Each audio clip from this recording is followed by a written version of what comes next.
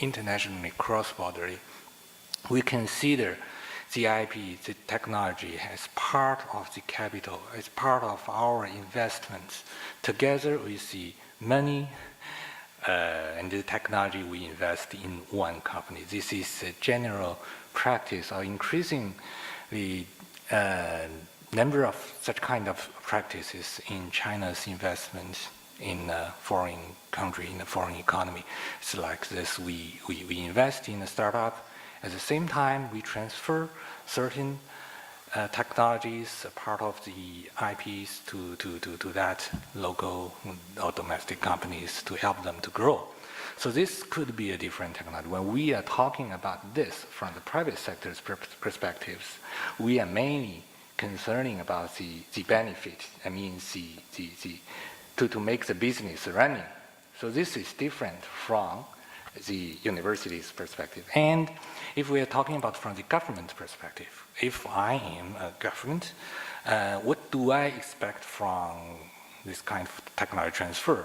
I aim for economic growth. Means I have tax reduction, I build science parks, I establish innovation fund. I mean to, after 2-3 years, we will have an economic boost in this city, in my economy.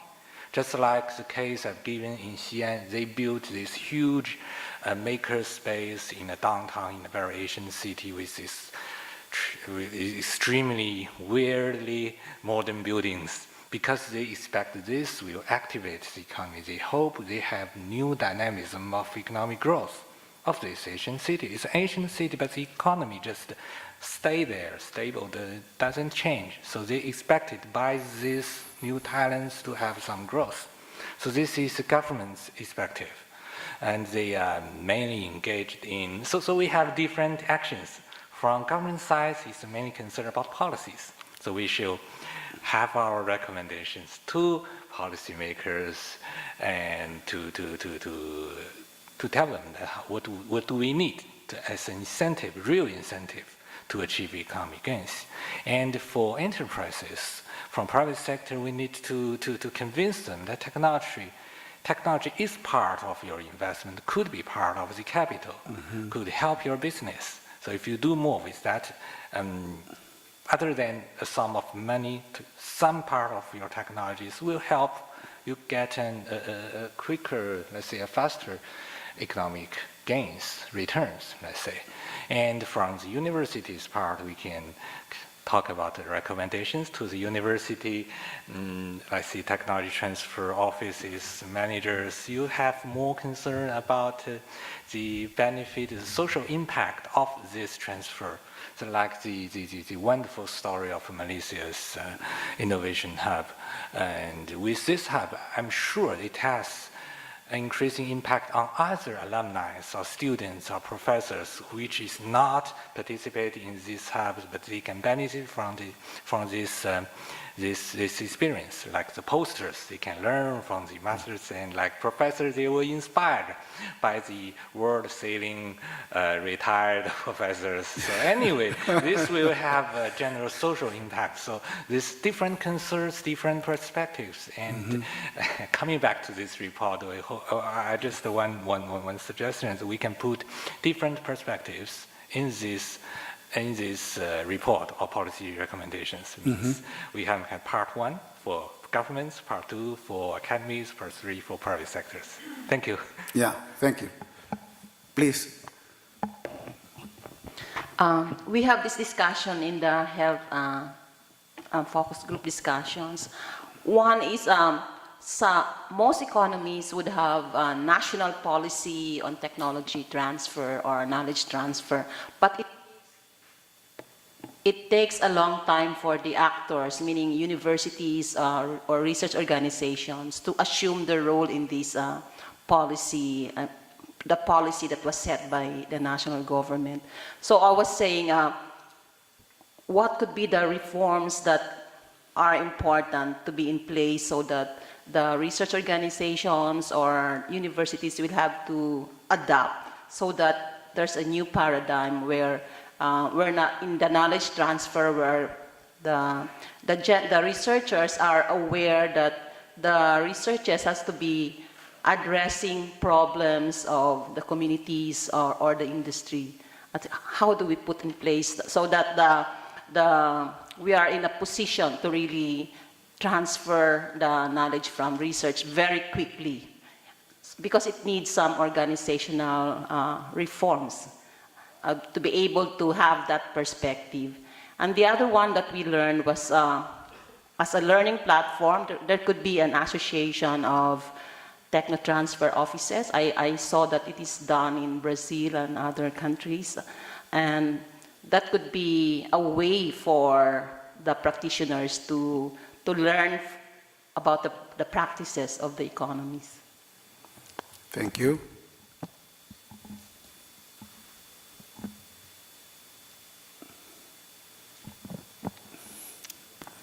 Okay. Okay, then I think it is more important how money is spent than the size of money.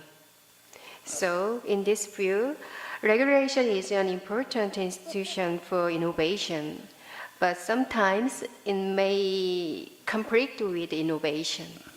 So, I'd like to talk about commercialization and regulation.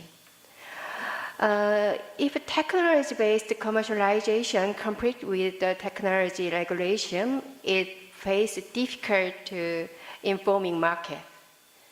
So I will give an extreme example, driverless car. Do you know driverless car? Yes. So if your country's law states that a car is a person driving, then driverless cars are not covered by a car. So if you do not get the car registration, you will not be able to get out on the road. In that case, the driver cars market will not form, right? So now regulation conflict in the healthcare industry. So traditionally, the healthcare sector has been healthcare professional centered. It means that doctors as experts have made all the decisions for patients. I think there's something change in patients' activity. They could be more activity using smart device. It is emerging thanks to main three factors. The first is the convergence of healthcare technology with ICT. The second is consumers' information expansion. The information expansion has become possible through big data. And the last is active consumers with a smart device. They can check their condition through smart watch or wearable device. Yes. So the main concern raised above is the application of ICT technology to the health sector. So active participation of medical consumers to solve their health problem will create a new product, new service. In this professor, the disability is not technologies. Rather, technologies are already sufficient. The problem is regulation. In particular, different regulations are conflict with each ministry. In Korea, for example, there are Ministry of Science and Ministry of Health. Ministry of Science wants to apply ICT technology to the health sector. On the other hand, Ministry of Health regulates the application of ICT to protect patients' information. So the more the technology develops, the more the regulation becomes complete. So it is important to unify policies and simplify policies. Yes, I think. Thank you. They have to be on the same page.